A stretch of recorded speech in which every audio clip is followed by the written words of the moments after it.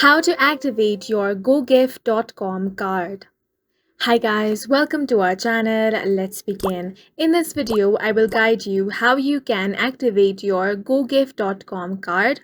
For this, go ahead and open up any web browser and head over to GoGift.com. Press enter and it's going to land you on this page.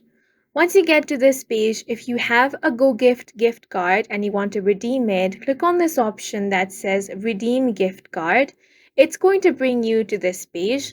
Here you have all the information about how you can register and activate your gift card. But firstly, you want to confirm your location. Once that is done, you want to enter your gift card code and PIN number in the fields below. Scroll all the way down and enter your gift card code, then enter your PIN code. Once you have entered both the details, click on the Continue option.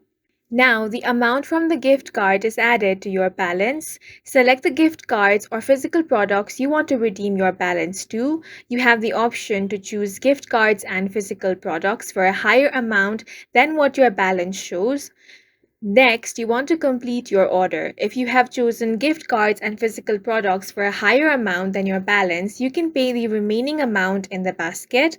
And that's it for this video. If you found it helpful, please make sure to hit the like button and subscribe for more videos like this.